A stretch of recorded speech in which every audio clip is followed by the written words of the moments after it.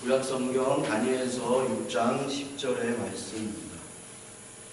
다 찾으셨으면 한 목소리로 함께 읽겠습니다.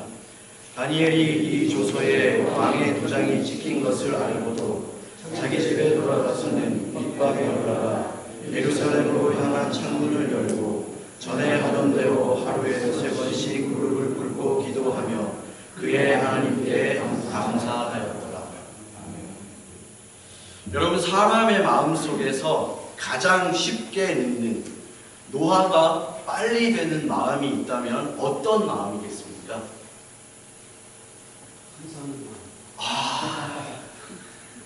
역시 눈치가 빠르십니다.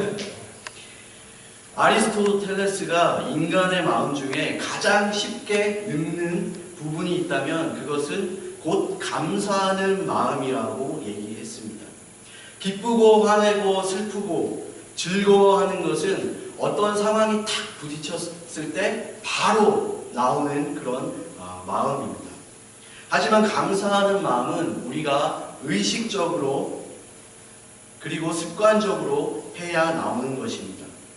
평소에 불평만 하고 감사를 안 하던 사람이 그래 결심했어, 나도 오늘부터 감사하는 삶을 살아야지 라고 그렇게 작정한다 하더라도 감사가 쉽게 나오지 않습니다. 왜냐하면 감사가 몸에 배어있지 않기 때문입니다. 여러분, 오늘 집에서 예배를 드리러 나오실 때 어떤 마음이 들었습니까? 기쁜 마음이 들었죠. 하나님께 나아갈 때에 오늘 저녁에 가서 찬양도 하고 말씀도 듣고 마음에 기쁜 마음이 있어서 옷도 깔끔하게 차려입고 신발도 깨끗하게 닦았습니다. 기쁜 마음으로 문을 잠그고 집 앞에 딱 나왔는데 지나가던 개가 싸놓은 똥을 딱 밟았을 때 여러분의 입술에서 이런 젠장 재수 되게 없네, 그런 고백이 나옵니까? 아니면은 주님 감사합니다, 물똥을 밟지 않아서 미끄러지지 않아서 감사합니다, 이런 고백이 나오겠습니까? 어떤 고백이 여러분들의 입술에 나오겠습니까? 감사하지 않는 사람들이 의도적으로 한두 번은 감사할 수 있겠지만 습관이 되어 있지 않기 때문에 다시 감사를 잊어버립니다. 성경에는 하나님께 늘 감사하는 삶을 살았던 인물들이 있습니다. 그 중에 하나가 오늘 본문에 나오는 다니엘입니다. 오늘 본문을 보면 다니엘이 처한 상황은 그리 감사할 수 있는 상황이 아니었습니다. 그의 조국인 이스라엘은 바벨론의 포로가 되어서 포로 생활을 해야 했습니다. 다니엘도 포로로 바벨론에 붙잡혀 갔습니다. 그러나 하나님의 은혜로 다리오 왕의 총리 대신을 할 만큼 왕에게 신임을 얻었습니다. 그러나 이방 나라의 포로로 붙잡혀온 다니엘이 총리로 국사를 맡아 일하는 것이 이 다리오 왕의 신하들에게는 좋은 일로 보여지지 않았습니다. 그래서 어떻게 하면 이 다리오 왕의 신하들이 다니엘을 고소해서 죽일까 늘 고민을 했습니다. 그리고 다니엘의 잘못을 찾아내려고 노력했습니다.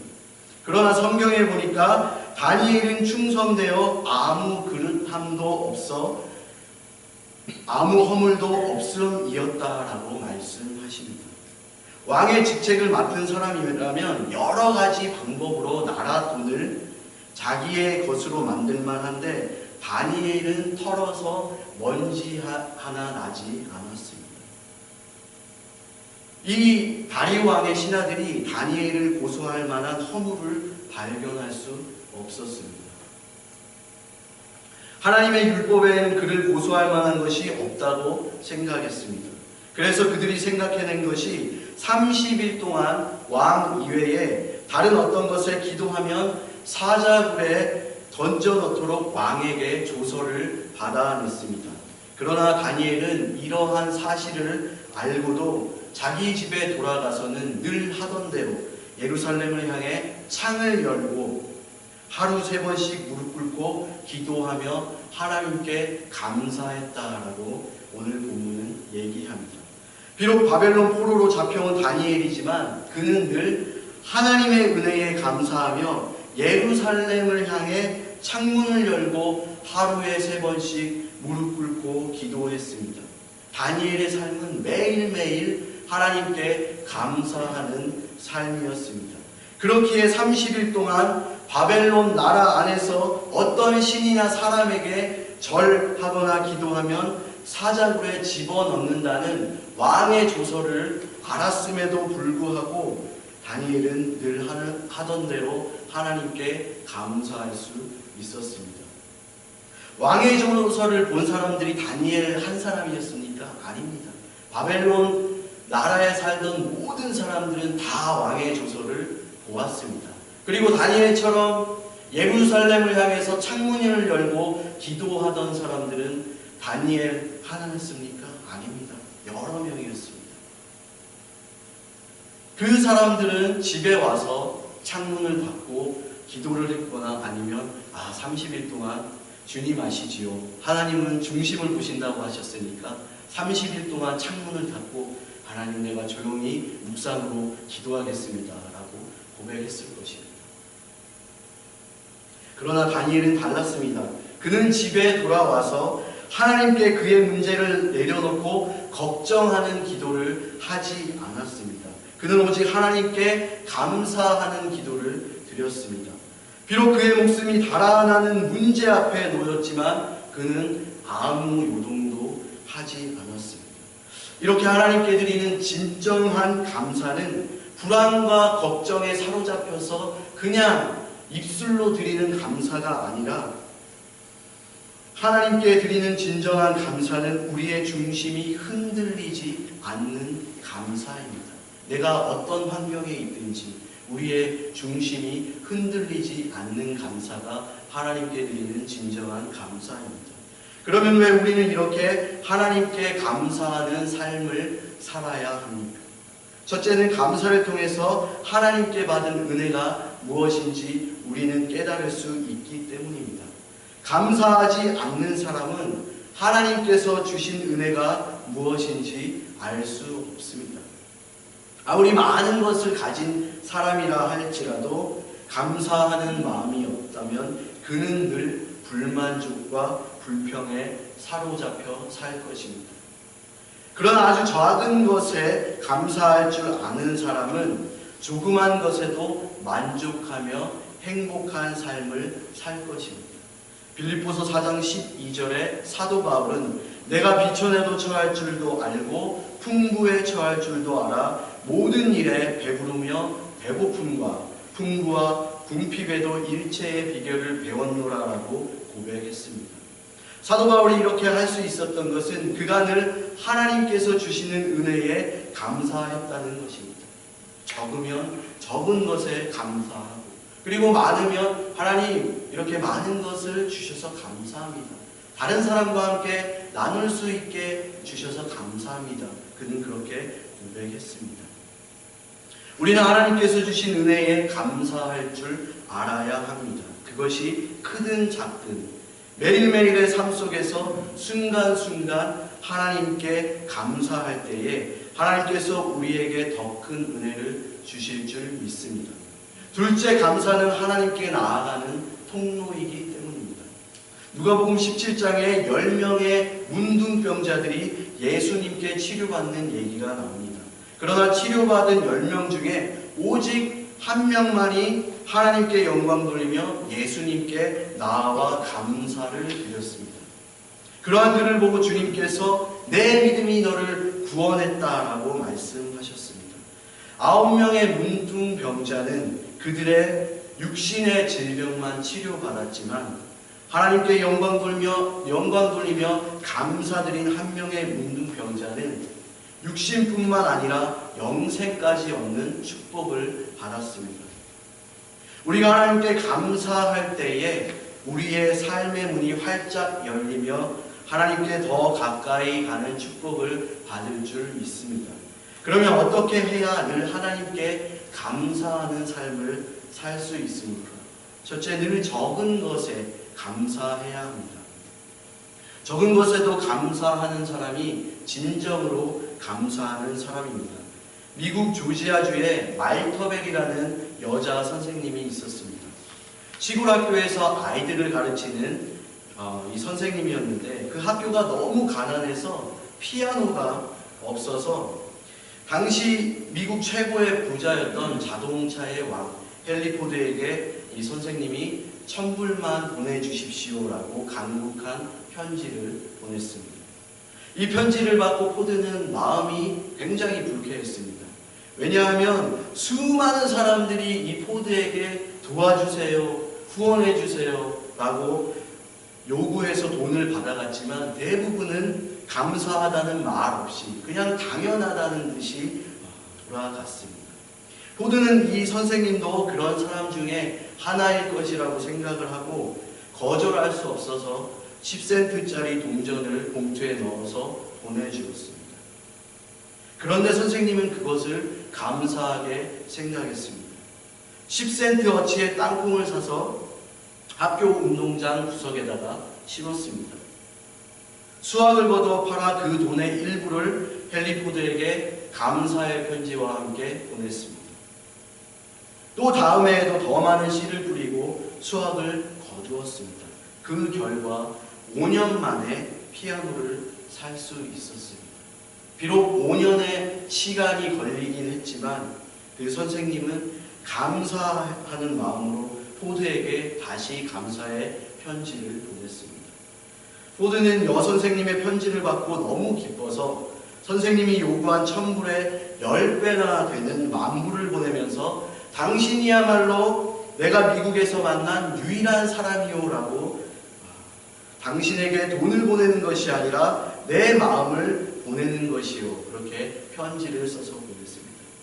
여러분, 1000불을 후원해달라고 했을 때 10센트짜리 동전을 주면 1000명 중에 아마 999명은 다 욕을 했을 것입니다. 왜냐하면 이 10센트짜리 동전은 길을 가다가도 줄 수 있는 동전입니다. 그러나 이 여선생님은 그 10센트에 감사를 했습니다. 그런 그녀에게 하나님께서 땅콩을 심는 지혜를 주셨습니다. 저와 여러분은 어떻습니까? 아주 적은 것에 만족하며 감사하는 사람입니까? 아니면 불평하고 불만족하며 사는 사람입니까? 작은 것에 만족하며 감사할 때에 우리의 삶이 풍요로워지며 하나님께 진정한 감사가 나올 줄 믿습니다. 둘째는 늘 감사하는 습관을 가져야 합니다. 서두에 제가 말씀드린 것처럼 감사하는 습관이 없는 사람은 감사가 나오지 않습니다. 에베소서 5장 20절에 범사에 우리 주 예수 그리스도의 이름으로 항상 아버지 하나님께 감사하며라고 말씀하십니다. 말씀에는 범사에 감사하라라고 말씀하는데 우리는 그렇게 하지 못하는 이유가 무엇입니까? 감사할 조건이 없어서 감사하지 못하는 것이 아닙니다. 감사할 조건들은 너무나 많은데 감사함으로 보지 않는 마음의 문제입니다. 그리고 눈으로 보는 시각이, 우리가 눈으로 보는 그 시각이 감사의 조건을 찾지 못하는 것입니다. 이스라엘 백성이 출애굽하고 광야에 나와서 그들의 입에서 나온 것은 1000마디가 불평이었습니다. 왜 자기들을 애굽에서 놔두지 광야로 데리고 나왔냐라는 것입니다. 애굽에서는 부추와 마늘을 먹을 수 있었지만 광야에서는 만나만 먹을 수밖에 없어서 고기를 달라고 불평을 했습니다. 그들은 노예 생활에서 출애굽시킨 하나님께 감사하지 못했습니다.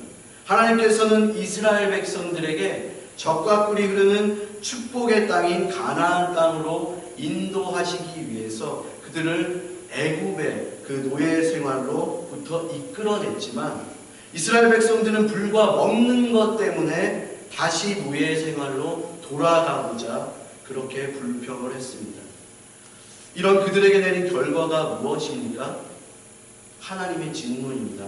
하나님께서는 이들에게 메추라기 떼를 보내서 이스라엘 백성들이 메추라기를 잡아서 먹을 때에 고기가 아직 이 사이에 있어 씹히기 전에 하나님의 진노가 불평했던 사람들을 치셔서 장사되었다라고 성경은 말씀합니다. 불평의 결말은 죽음입니다. 불평을 하면 마음도 몸도 병들게 만듭니다. 그러나 감사하는 습관은 문제를 해결하는 능력이 있습니다.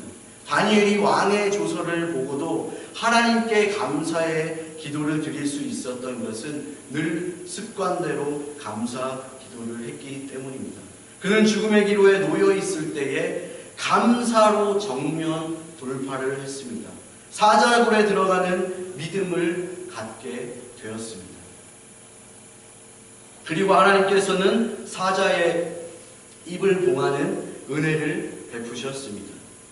문제 앞에서 불평하는 사람은 더 큰 문제를 떠안게 되고, 문제 앞에서 감사하는 사람은 문제 해결의 축복을 받습니다. 여러분은 어떻게 하시겠습니까? 문제를 문제로 보지 않고 감사하는 습관을 가지실 때에 하나님께서 문제 해결의 열쇠를 주실 것입니다. 늘 습관적으로 감사하는 삶을 사시길 주님의 이름으로 축원합니다. 마지막으로 감사로 하나님께 예배하라입니다. 시편 50편 23절에 감사로 제사를 드리는 자가 나를 영화롭게 하리니라고 말씀하십니다. 우리가 하나님을 기쁘시게 하고 영화롭게 할 수 있는 것은 감사로 하나님을 예배하는 것입니다. 여러분, 오늘 예배 드릴 때에 감사하는 마음으로 하나님을 찬양하셨습니까? 다윗은 늘 하나님께 감사의 시로 찬양을 했습니다. 그가 들판에서 양들을 돌볼 때에도 하나님께 감사하며 찬양했습니다. 그리고 사울로부터 도망다니며 차디찬 돌 위에서 잠을 잘 때에도, 먹을 것이 없어서 들판에 있는 이삭을 주워 먹을 때에도 그는 하나님께 감사의 찬양을 드렸습니다. 요셉은 어떻습니까? 그의 의도와는 상관없이 형들에게 팔려서 10대의 나이부터 보디발의 집에서 노예 생활을 했습니다. 그럼에도 불구하고 요셉은 하나님께 늘 감사의 예배를 드렸습니다. 그런데 그것도 모자라 보디발의 아내의 미움을 사서 지하 감옥에 들어가는 고초를 겪었습니다. 그러나 그곳에서도 하나님께 감사의 예배를 드렸습니다. 누가복음 22장의 6월절 만찬을 제자들과 함께 하신 예수님을 보면 잔과 떡을 떼실 때에 하나님께 감사의 기도를 드렸습니다. 이제 이 6월절 만찬을 끝내는 순간 예수님은 잡히셔서 십자가에 죽으실 것을 아셨습니다. 모욕과 수치와 고통이, 죽음이 바로 눈앞에 있는 것을 주님께서는 아셨습니다. 그런데 그런 상황 속에서도 예수님께서는 하나님께 감사의 기도를 드리고 잔과 떡을 나누며 6월절을 지내셨습니다. 자, 여러분, 지금 이 드리는 예배 처소가 이슬람권에 있는 선교지라고 가정했을 때에 어떻게 IS들이 알고 저 문 밖에서 총을 들고 서 있습니다. 이제 이 예배를 드리고 나면 문 밖에 나가서 그들에게 잡혀서 죽게 되는 것을 여러분들이 아시면서 예배를 드리는데 그 예배 드리는 심정이 어떠시겠습니까? 하나님 감사합니다. 이 땅에서 하나님, 내가 순교의 피를 흘리게 하셔서 감사합니다 라는 그런 고백이 나오시겠습니까? 아니면 어쩌다 내가 순교지에 끌려가서 이렇게 개죽음을 당해야 되나라는 그런 마음으로 예배를 드리시겠습니까? 다윗도 요셉도 예수님도 하나님께 감사로 기도하며 찬양하며 예배하며 하나님을 영화롭게 하였습니다. 그런데 놀라운 것은 하나님께서는 감사로 예배를 드리는 것을 그냥 받는 것으로 끝나는 것이 아니라는 겁니다.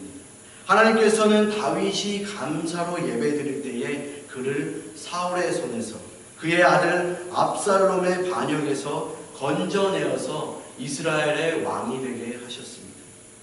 하나님께서는 요셉이 감사로 예배 드릴 때에 지하 감옥 속에서 건져내어서 애굽의 총리 자리에 앉히게 하셨습니다. 하나님께서는 예수님의 감사 기도를 받으셨고 주님께서 십자가의 죽음과 부활로 우리의 죄를 대속하시는 놀라운 은혜를 주셨습니다. 하나님께서는 우리가 신령과 진정으로 예배 드리기를 원하십니다. 신령과 진정으로 예배 드리는 것은 진실되고 감사하는 마음으로 예배를 드리는 것입니다. 밀레의 만종이라는 유명한 그림이 있습니다. 해가 지는 저녁 들판에서 교회에서 들리는 종소리를 듣고 밭일을 하던 부부가 하던 일을 멈추고 서서 겸손히 기도드리는 장면입니다. 그들의 앞에는 하루 종일 일을 해서 그날 먹을 감자 바구니 하나가 놓여 있습니다. 비록 힘들고 고된 노동에 감자 한 바구니를 수확했지만 그들에게 주신 하나님의 은혜를 감사드리며 기도하는 것은 우리에게 큰 도전이 됩니다. 하나님께서 우리에게 행하신 일들로 인하여 감사드리며 예배할 때에 하나님께서 기뻐 받으시고 그분께 영광을 돌리는 줄 믿습니다. 이렇게 살았을 때에 우리는 다니엘처럼 목숨을 거는 순간에도 하나님께 감사하는 기도를 할 수 있으며 하나님을 영화롭게 드리는 삶을 살 수 있습니다.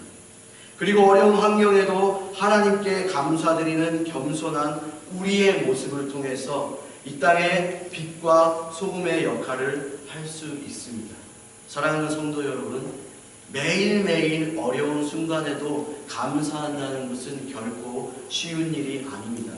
그럼에도 불구하고 아주 작은 것도 감사하며 날마다 감사하는 습관을 가지면 우리가 하나님께 드리는 예배는 감사의 예배를 드릴 수 있습니다. 하나님께 감사의 예배를 드리며 그분의 이름을 영화롭게 하는 것이 하나님의 자녀된 우리들이 마땅히 해야 할 의무입니다. 한 주간도 감사로 보내시며 하나님의 이름을 영화롭게 하는 자녀들이 되시길 주님의 이름으로 축원합니다.